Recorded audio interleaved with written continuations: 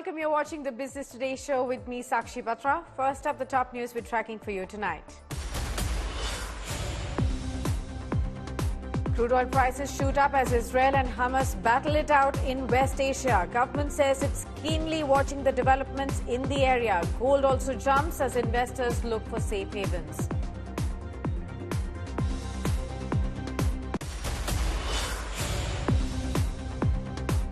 War in West Asia spooks investors around the world. Asian markets stumble as war machines rumble in Israel.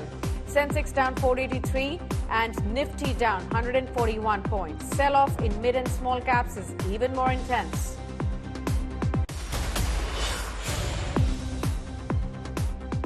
Delhi police registers case against Hero MotoCorp and its chairman Pawan Munjal on allegations of cheating, forgery and fraud. Company says no one has been named in FIR and that a counter FIR has already been filed in the matter.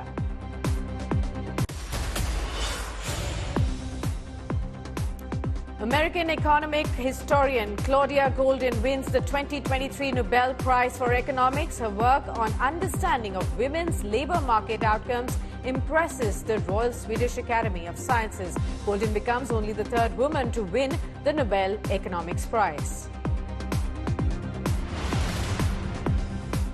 Straight on to the top story tonight then. Gold and the black gold have both shot up in global markets as a result of hostilities in West Asia. Crude oil surged by as much as 5% after bloodiest attack on Israel in decades threatened to inflame tensions in the Middle East, the source of around a third of the world's crude.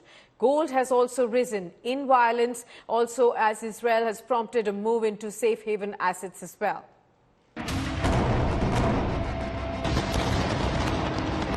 It's the most brazen, the deadliest attack on Israel in decades. And for the first time since the Yom Kippur War in 1973, Israel formally declared war. The hostilities had led to a surge in crude oil prices. The prices had cooled nearly $11 a barrel in the past couple of weeks. Brent crude was up 3.2%, while the WTI crude was trading up more than 3.5% as a war risk premium returned to markets. The rise is a sharp reversal from the previous 2 weeks when Brent crude fell from an 11-month high to around $84 a barrel. As worries about high interest rates and slowing growth clouded the demand outlook. Those fears overshadowed bullishness that spurred a sharp rally in the third quarter due to prolonged Saudi-led crude output cuts. The latest events in Israel don't pose an immediate threat to oil flows, but there's a risk that conflict could spiral into more devastating proxy war embroiling the US and Iran. Any retaliation against Tehran could endanger the passage of vessels through the Strait of Hormuz, a vital conduit that Iran has previously threatened to close. The strait handles movement of nearly 17 million barrels of crude oils a day, about 20% of the global oil consumption, and any disruption to this could heat up the oil markets even more. Meanwhile, investors have also gravitated towards the safety of gold, sending global prices of the yellow metal higher 1.6% in a span of 2 days, giving gold much needed support. Global prices fell from $2,051 per ounce in early May to a 7-month low of $1,820 last week. The prices rose to $1,851 in trade today. The West Asian hostilities have also led to gold rallying in Indian markets after a disappointing few months. Even the excitement around the festive and wedding season had failed to enthuse investors, with spot golding touching a 7-month low of 56,310 rupees per 10 gram last Friday. Analysts, however, feel the rise in prices could be short-term given the overall pessimism around bullion prices. Bureau Report, Business Today Television.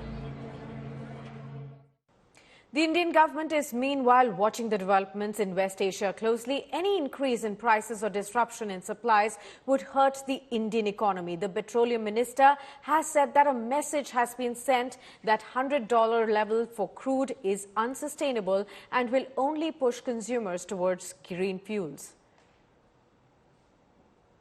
Today, I think if you see global turbulence, which you are seeing now, and I made this point in ADIPEC also, and I told them categorically, said it's entirely your call, how much you want to sell, etc. But be under no mistake, if the price crosses a threshold and it feeds the inflationary situation, with all the efforts at interest rates rising, etc., you will reach a 2008 type of moment. Threshold is, I mean, if you last time in 2008 it cost 100 and you can't keep it above 100. It will not go, it will not work.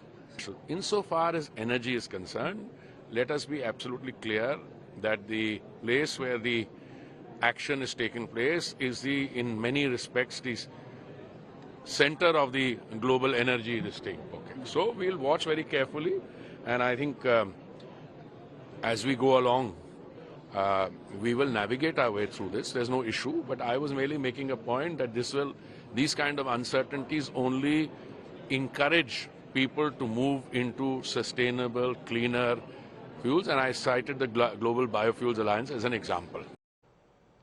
So what's the outlook for gold given its safe haven nature and the festive season which begins in about a week? I earlier spoke to Vandana Bharti, AVB Commodity Research at SMC Global Securities about this.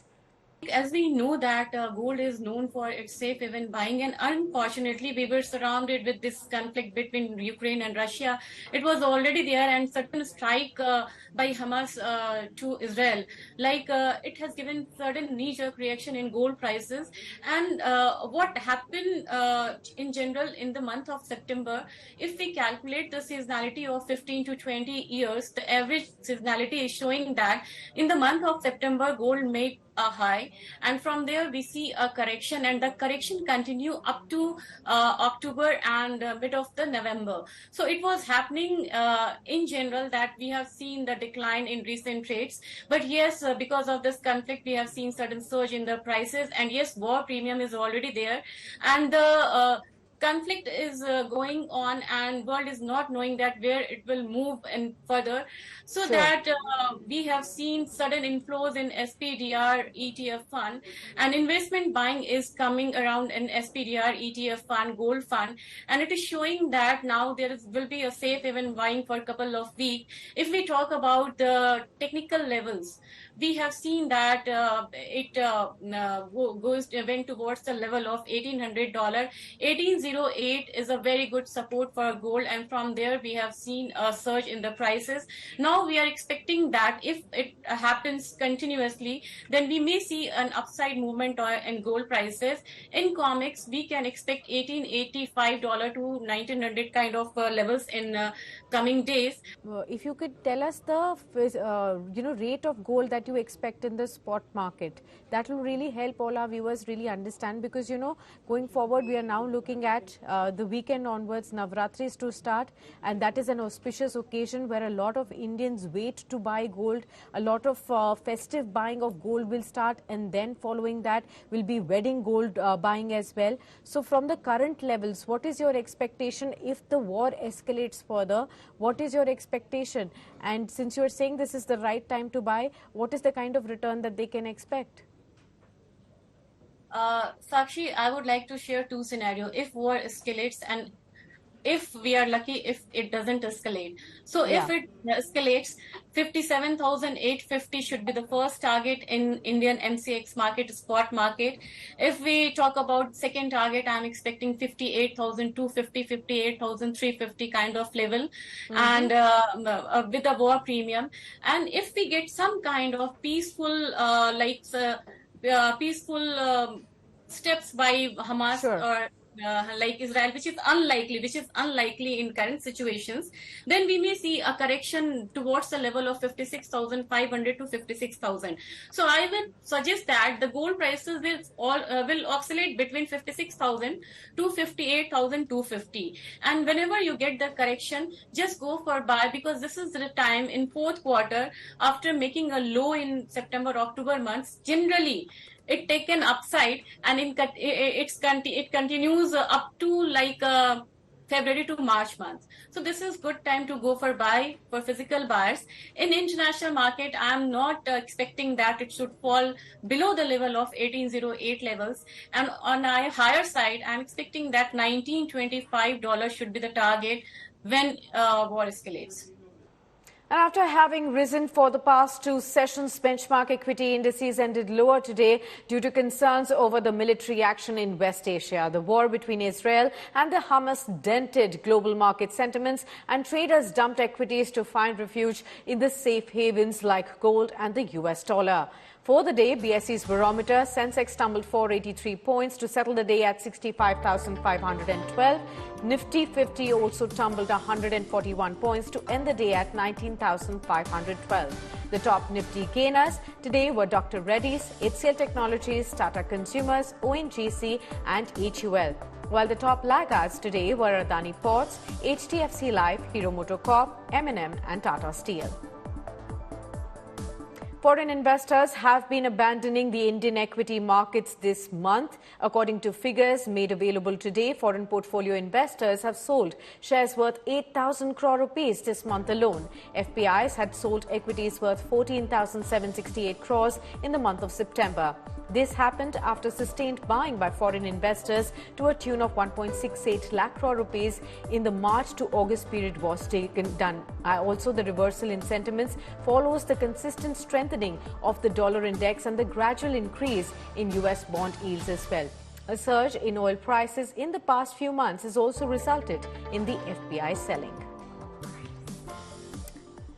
The coming 6 months could be very busy for the primary markets. From OYO to Tata Tech, 28 IPOs worth 38,000 crore rupees are all set to make their debut on D Street in the second half of this fiscal year. 41 companies have also submitted proposals to SEBI to raise about 44,000 crore rupees. According to the report by Prime Database, funds raised in the first half of this financial year fell by 26% to 26,300 crore rupees, despite the number of issues doubling to 31 from 14 a year ago. The new IPOs, however, are launching despite the current market volatility and are likely to take a pause before the upcoming general elections. Japanese giant Panasonic is placing its bets on India's growth story and creating more job opportunities in India over the next 3 to 4 years. Business Today Television's Chetan Bhutani exclusively spoke to Rajesh Nandwani, the director of Panasonic Electric, about the increasing demand for the luxury products. Here's an excerpt. When it comes to the investment opportunities and job growth in India, what is Panasonic's aim? You know, the company also is hugely into CSR in India. What is the growth plan when it comes to building employment here? Okay, so as we explained that from Panasonic perspective, India is the most important country from Japan side, and all the strategic investments and more technology support from Japan is being given. And with our new factory in Sri City, we already have given employment to almost 600 people. And going forward, we are planning to add another 400, 500 people in next 3 to 5 years. So job opportunities will be created for Indian people, and we will continue to invest in India. All right, sir. Is there any expansion plans? Because 2007 to 8, if I'm not mistaken, Anchor was probably one of the biggest partnership in this sector was done. Are there any inorganic or organic expansion plans or acquisition of many more companies that you're looking at? Yeah, so Anchor was acquired in 2007 and it is a success story. We all know that Panasonic and Anchor both are growing strong each day. And from Panasonic perspective, we are aiming to increase our market share further. And for this, we continue to explore both organic and inorganic growth opportunities. Whenever any suitable opportunity is there, of course, Panasonic will be willing to look for that. When you see various, sectors in the country, like automobile sector, housing sector, there's a demand for a premium product in India. Indians are wanting to have bigger cars, bigger houses now. Are you also, planning to venture into any luxury kind of segment, catering to a particular audience and not towards the middle class and economical section, if I may say so? Is there a plan there? Yes. So as I mentioned, so we are leader in wire and device. So when I say leader, we are present in all segments, starting from economy to the premium to the luxury. So in wire and device, today we have premium products like Vision, Thea, home automation, KNX, touch switches, smart retrofit controllers. So we are catering to each segment, and I'm glad to inform that we are strongly growing in premium segment, which is the fastest growing segment for us. And sir, if you could break it down for me towards the last end of my questions for the interview, if you could break down to me how the luxury segment is demand is versus how the economical section demand is. Any idea on that front, sir? See, if I have to say from the absolute amount wise, the economy and middle is of course the largest segment. Okay. But from the growth perspective, now luxury is growing because the urban consumers' aspirations are going, and today people are willing to invest in these products. So the amount wise, if I say economy segment is growing, but from the growth ratio perspective, the luxury segment is growing. Renowned market expert Rakesh Arora, the founder of Go India Stocks, has shared invaluable insights on how to really navigate markets in these turbulent times on Business Today television special series called Market Masters. With global markets in the red and commodity prices soaring due to the Hamas-Israel conflict, Rakesh Arora shares some ideas for a defensive portfolio. Watch this excerpt.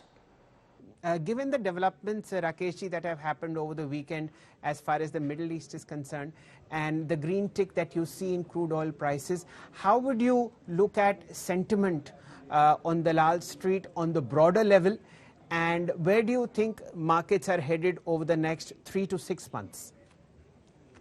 So, see, Indian markets have been a strong outperformer globally. And this year, over emerging markets, Indian markets are performing almost 800 basis points. So that's a big outperformance we have seen, if you compare a period of last 20 years, since 2020, Indian markets have been, at a tier. So this outperformance is most likely going to continue because India is one of the bright spots with GDP growth likely to be, around 7% CAGR, whereas the nearest competition like China would be struggling to reach even 5%. So India is truly the bright spot. And secondly, globally, people think that probably the Banton for a structural story is shifting from China to India. So that is also really helping. And Indian have done a lot of reforms like GST, etc. And everybody is off our, digital system, whether it is, UPI, Aadhaar-enabled, approval systems, etc.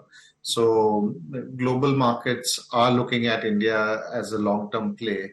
And so this is all good news, but the backdrop is not that encouraging because at the one end, developed markets like US, Europe are struggling with, inflation, and we are not yet sure whether the interest rates have peaked out, meaning only over the weekend, or rather on Friday, we saw the employment data come out extremely strongly in US.